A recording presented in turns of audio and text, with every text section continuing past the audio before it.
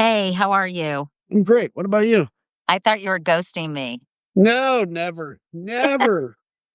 Anyway, my God, Adam, you have to help us understand all the developing news in this Epstein stuff.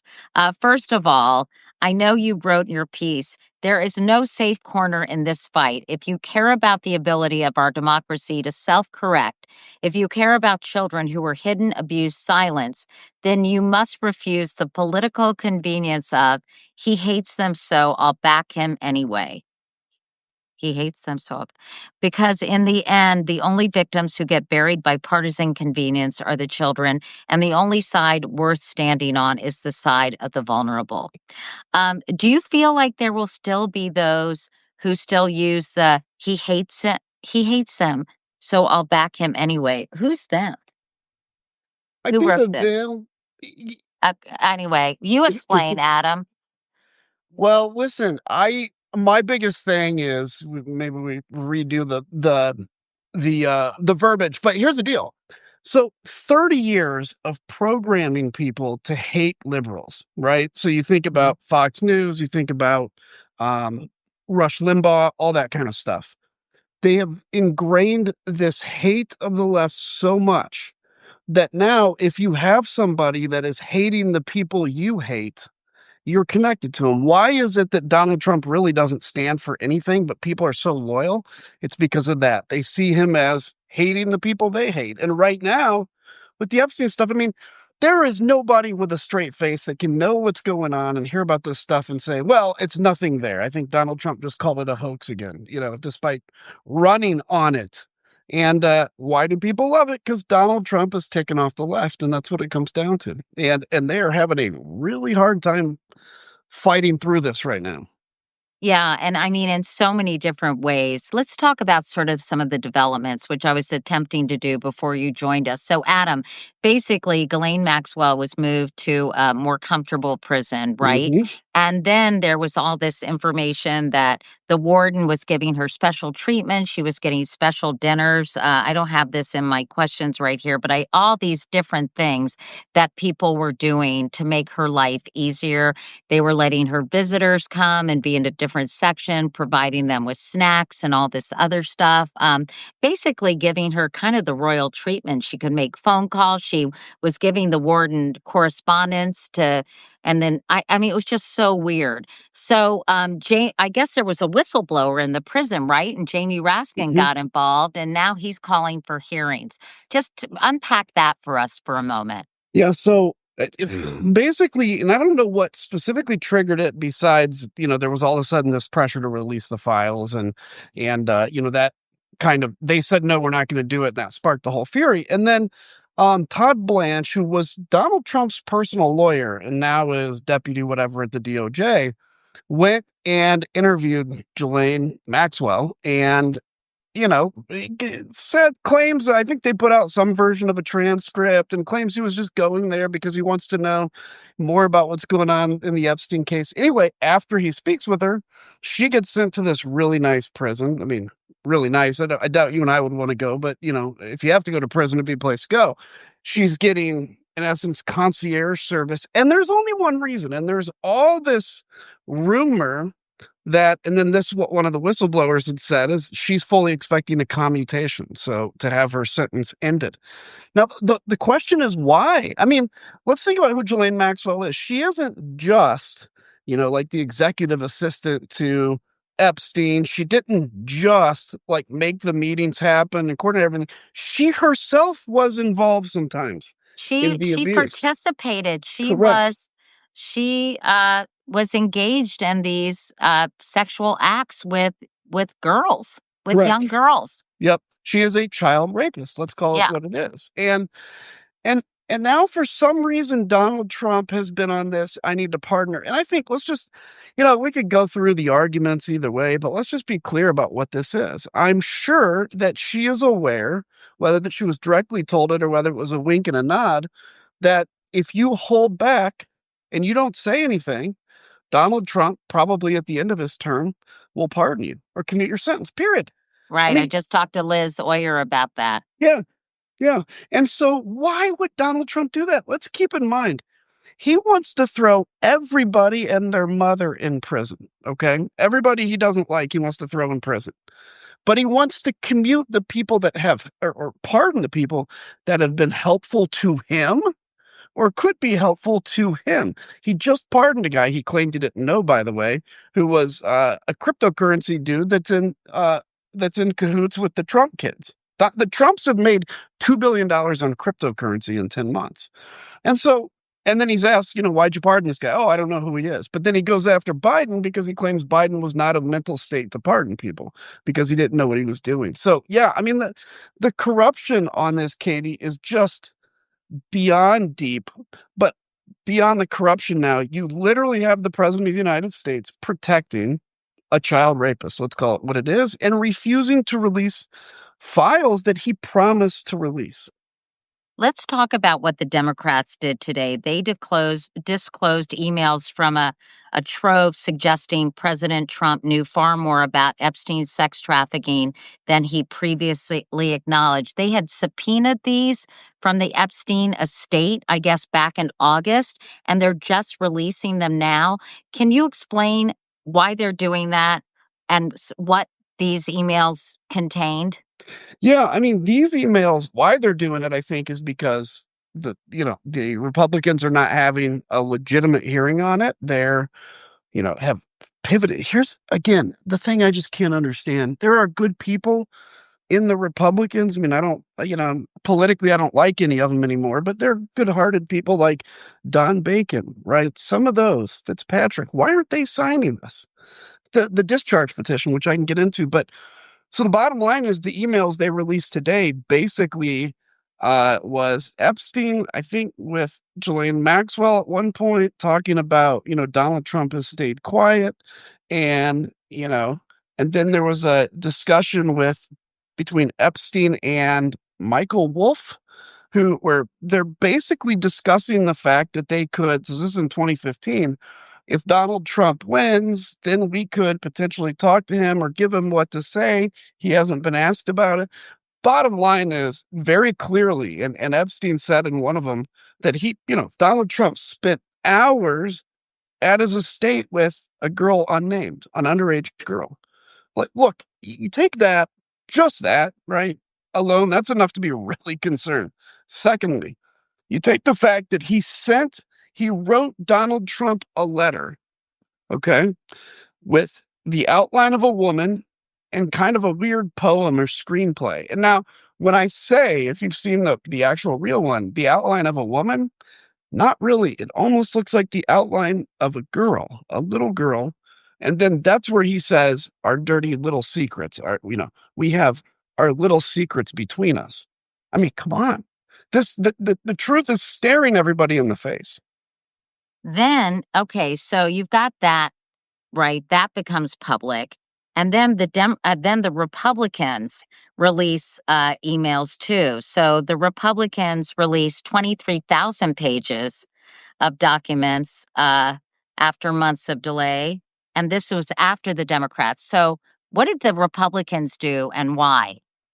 They're trying to bury this, right? So what they're trying to do is say, oh, this is one email out of, a gajillion emails. This doesn't mean anything. Well, sure. I mean, it may be one email out of a gajillion emails, but, if I'm committing a crime, I'm not, I may send an email or two about committing a crime. I'm not going to send 23,000. So the fact that you release 23,000 innocuous emails or whatever doesn't mean that the one you just saw, what they were talking about, doesn't exist. So this is what Republicans have become very good at. And, you as somebody that's been in the media a while understand this is throwing so much information at you over and over. And then right when you start to get your sea legs under you and talk about an issue, bam, you get hit with a left hook and there's something else to talk about and then a right hook. And that's what's happening. And in this confusion, in this craziness, people feel very confused. They don't know what to believe. And so you just revert to trusting who you trust. Well, who is it that MAGA trusts? Donald Trump. Well, let's talk about sort of with the government shutdown ending, and I'd love to talk to you about that in a moment.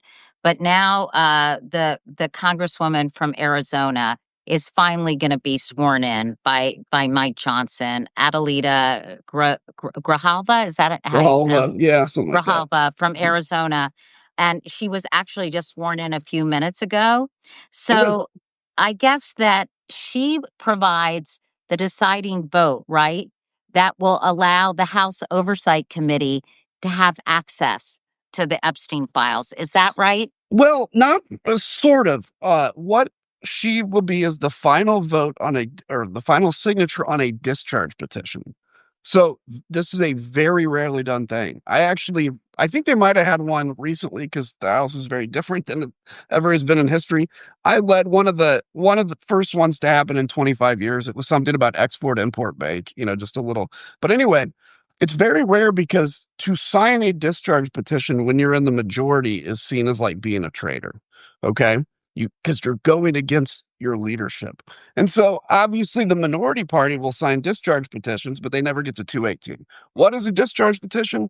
When you get to 218 signatures, it forces this process in place that eventually this thing comes to the floor for a vote. So they will have an up and down vote. Now, I don't know if that up and down vote is specific to the House, like, now the Oversight Committee has X, Y, and Z, or if it's just the demand to release it. I should know that, but I don't. But bottom line is the White House is panicking.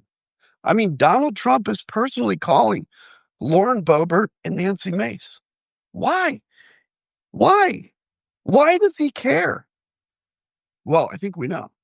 Yeah, and they're two people who crossed the aisle Yeah. and signed the discharge petition, right? Yep. Yep. They have. And Nancy Mace is running for governor of South Carolina. She's had a lot of interesting issues lately.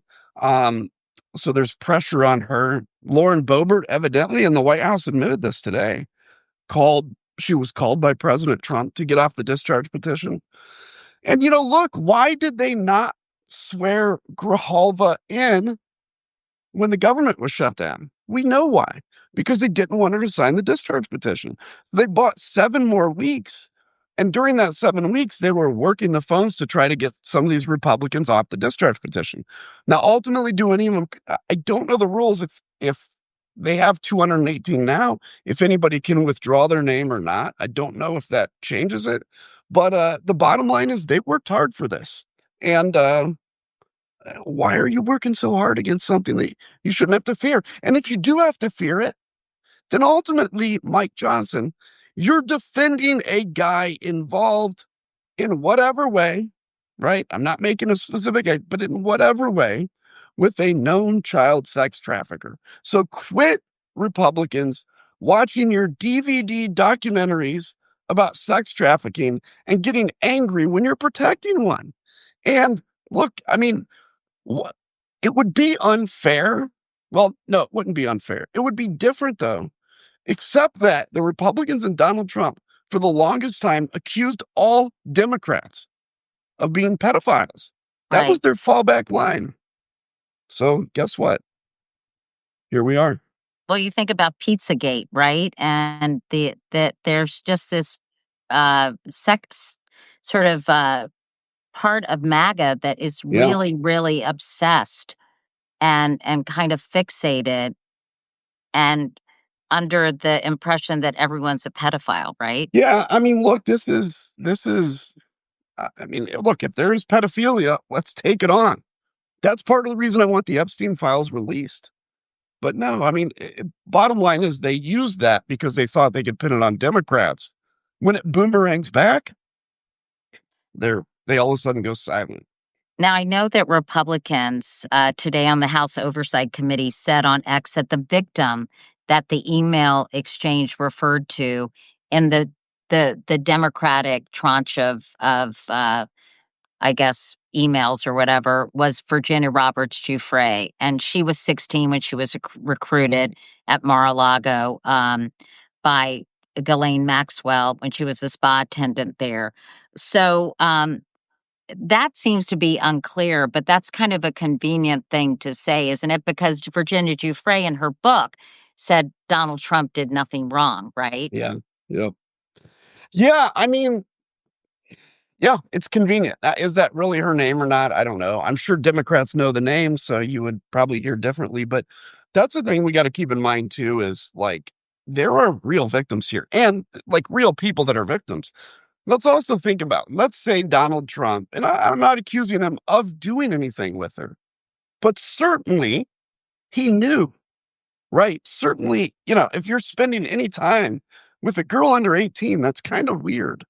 And so that's what's like, regardless. I'm not making accusations that Donald Trump engaged in XYZ. We don't know, but we know that he was very close to somebody that we know did that. And for again, for Republicans to defend it, I don't know how they can look at themselves in the mirror. But I also didn't know how they could look at themselves in the mirror after January 6th. I mean, that's true. And what about the pressure that they're putting on right now on Marjorie Taylor Greene and Nancy Mace and Lauren Boebert? As you said, they're kind of freaking out. Trump is calling them repeatedly, which clearly feels like methinks he doth protest too much, right? Yeah, Something yeah. that is really terrifying for him for this stuff to become public. So, can you imagine the pressure that they're feeling right now? And do you think that they will respond to that pressure by, if they can, taking back their vote? I hope not. I mean, each of them kind of have staked a lot on signing this discharge petition. Can I say something though, really quick, which is, guys, Marjorie Taylor Greene has not found Jesus. She's not changed. She's playing a game, right? Either she is becoming who she really was and she lied about it, or she's putting on a front. Either way, let's support her in this, though. And yeah, I mean, the pressure is intense. The pressure is things like, you know, we're not going to fundraise for you. We're not going to put your bills on the floor. And trust me, as a guy that did this, when you turn against MAGA, um, it costs, it hurts. But in this case, I think MAGA, the base is sitting around. There are probably some that are hardcore, super hardcore Trump that are like, we'll defend him. But I think there's a lot of people sitting around going, this is weird. Something's going on here. And that's why Donald Trump is so scared of it. What about Democrats that might be implicated with all these, files? I mean, there's some pretty high ranking Democrats Yeah. who are rumored to have befriended and spent time with Epstein. I mean, can you talk about that and just sort of the impact not only on Donald Trump and whether Republicans are going to continue to stand by their man, but also just on a lot of other seemingly distinguished people. You and I aren't going to name names, but we've heard them being floated. And I mean, this could be really devastating for so many people. Yeah, it could be. And look, if there were, let's say this, if Donald Trump was not in the Epstein files, which, by the way, he had the FBI count how many times he was named, right? So that was a whistleblower that said that. Um, but if Donald Trump wasn't in it, do you guys think he would be hesitant to release these files if it was just Democrats? Of course not. He would do it in a Yeah. second. But yeah, I think if this comes out, and they do have to make sure that, if it's like, John Johnson had dinner with him once, well, that doesn't make John Johnson a trafficker. But, if John Johnson went to the island, and I'm making up that name, by the way, if he went to the island and was involved and there's evidence of it, yeah. And you know what, Katie, and I think you agree with me. I don't care if somebody's on the right or left. If you were involved knowingly in a child sex trafficking ring, we need to know about that. And so, yeah, Yeah. some Democrats may come down on this too. And by the way, Ghislaine Maxwell has asked for her sentence to be commuted. Is that a rumor or is Yes. that just, huh? It's being reported, but we don't know for sure. But if somehow she is pardoned and released, don't you think a lot of people are going to go apeshit at him? Yeah, I do. I do. And I hope so. And I hope it's more Republicans than we're hearing from now. Look, he's been talking about pardoning P. Diddy. He just pardoned again a cryptocurrency guy that his kids are in business with, pretends like he doesn't know him. Um, yeah, I think if he does, people are going to go crazy. But this is Donald Trump who can look, he can pardon, have a 3 days of really bad press, and then create some other thing that distracts us, That's right? true. And in the But process, if he pardons Jelaine or commutes her sentence, then she's not going to squeal. And she's the one who's alive, who knows everything, that can squeal on him. yeah, And on the so, other hand, if these files are released, they don't really need Ghislaine to say what happened because I think it will be. But could these files be heavily redacted too? I mean, yeah, they could be. And, a lot of stuff has already been released that's heavily redacted. I mean, like literally pages that are all black. Um, and that's why, yeah, I think they've gone through these files enough to know what they need to redact to protect legitimately innocent people. Everything else we need to know. And look, I'm not just coming out of thin air with this, and others aren't either. Donald Trump is the one who said when he was running that we need to do this. All these Republican leaders were saying we need to release the Epstein files. Okay, I'm in. I'm in. And by the way, Katie, they're all going to say, well, why weren't Democrats calling to release the Epstein files before Trump was in? And here's the right answer, the true answer. Because everybody assumed the DOJ was doing its job, and the DOJ was doing its job. But Donald Trump ran on the fact that he was going to release it, that this is a cover up. Now he gets in, and now he's pulling back. Of course, we want to see what's in it. Of course, because it's really suspicious. hey, before we go, Adam, can you just give us your take on the 8 Democrats who decided to negotiate with Republicans and John Thune and others to open the government back up? Do you think this is going to ultimately? I mean, what do you think the fallout will be? Of course, progressives are super angry. They feel like these Democrats capitulated. I interviewed Angus King, and he's like, "Listen, there was no end game for people like Bernie Sanders. The Republicans were not going to negotiate about health care and the ACA. So this is the only way we can negotiate." I mean, who's the winner? Who's the loser? And what kind of impact do you think it's going to have on the political scene, but on the Democratic Party in particular? Look, I think ultimately the losers are Republicans, and I think the Democrats won. Now, I think they could have won more, right? And I think the pain, and I hate to talk about this because these are real lives and it's a real impact, but the pain was increasing exponentially and it was falling entirely on Republicans. I mean, the polls were saying that too. Now, is it likely they could have held out to get this done? I think the goal was kind of pie in the sky to get it done. I thought it was the right goal, but ultimately there could have been bigger moves like getting rid of the filibuster, which is helpful to Democrats in the long run. So I wish they'd have stuck with it a little longer, but I'll also say this. I think Democrats should and can be upset at these 8, but I think ultimately celebrate the fact that the Democrats won the messaging on this. Now everybody that sees their healthcare premiums going up knows who is responsible, and they've taken back that ground. So, yes, could they have held out longer and should they have? I think so. But in the same token, you made some gains. And don't fall into the trap that Republicans fell into, which ultimately led to Donald Trump, which is this idea that we can never compromise on anything.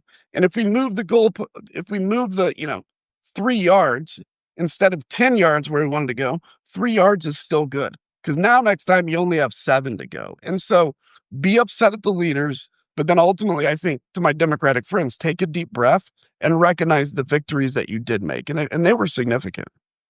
And you don't think the messaging will change now that this has happened and the Democrats were the ones to reach out to the Republicans? You still think that they'll be seen as the better party in this whole Yeah, scenario? I still think so. I think the people that are angry are the base of the Democrats. And, again, I think rightfully so. But yeah, I think the Democrats looked responsible. They're the ones that are fighting for the common man. And that's a message you got to keep coming out with. You're losing union voters, Democrats. That is insane to me. Reach out to men, union voters, talk about what people are listening to, and or talking about cost of living and ultimately corruption. This is the most corrupt administration in American history. Do you think you might run for president? Uh, if you ask me today, it's probably not, but I'm not ruling it out. And I won't run as a Republican. I'm not, you know, I that party has sailed away. I'm not going to say no, because I want to be honest. So I'll look at probably over the next year and see where we're at. I think I could represent a significant amount of people that I think the Democrats need to bring into the tent, and that's kind of centrist, blue collar, union voters, that kind of thing. Yeah. Well, we'll stay tuned and we'll be Yeah, following your decision. And Adam, I really appreciate your time. Thank you so much for doing this. anytime, anytime. Let me know. Take care. Great to see you. You Bye. too. Take Bye care. bye. Bye.